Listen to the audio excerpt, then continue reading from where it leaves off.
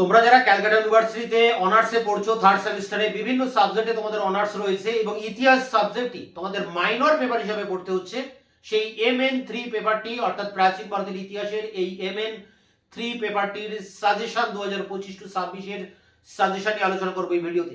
এবং সাজেশনের প্রতিটা প্রশ্নের উত্তর তোমরা পেয়ে যাবে এই ভিডিওর ডেসক্রিপশন বক্সে একটি প্লে লিস্টের লিঙ্ক দেওয়া রয়েছে, সেখানে তোমাদের সিলেবাসের প্রতিটা প্রশ্নের উত্তর তোমরা সেখানে পেয়ে যাবে।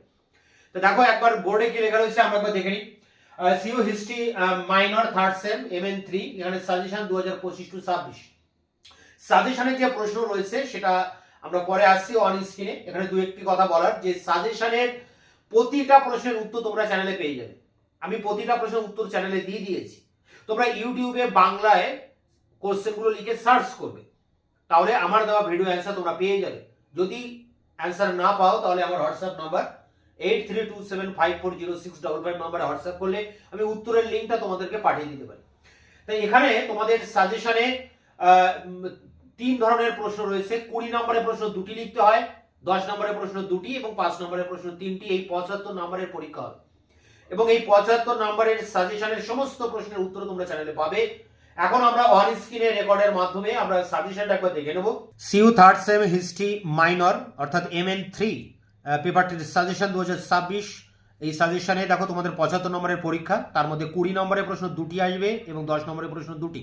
এই 60 নম্বরের প্রশ্ন কমন পেতে তোমরা যে 12টি প্রশ্ন দেখবে সেই 12টি প্রশ্ন দেখো এখানে পরপর আছে। এখানে সমস্ত প্রশ্নের উত্তর আমি চ্যানেলে আপলোড করে দিয়েছি। যদি কোনো প্রশ্নের উত্তর খুঁজে না পাও তাহলে আমার হোয়াটসঅ্যাপ নম্বরে তোমরা যোগাযোগ করলে আমি উত্তরের লিঙ্ক তোমাদেরকে পাঠিয়ে দেবো।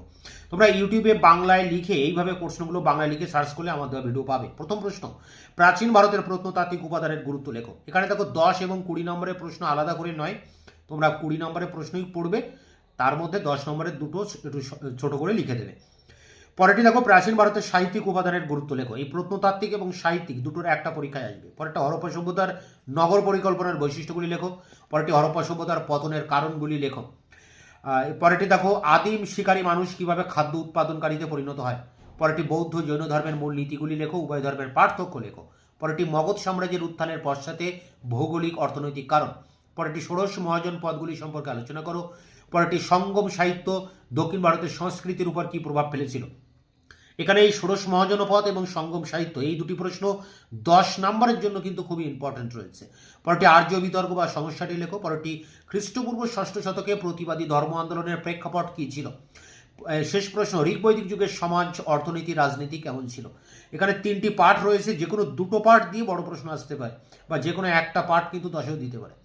তোমরা এই 3টি পার্টই ভালো করে করবে। এখানে 12টা প্রশ্ন রয়েছে, প্রতিটা প্রশ্নের উত্তর আমি চ্যানেলে আপলোড করে দিয়েছি। এবার দেখো 5 নম্বরের প্রশ্ন 3টি লিখতে হয়, 15 নম্বর। তার জন্য যে প্রশ্নগুলো করবে, এখানেও 12টা প্রশ্ন তোমরা দেখবে।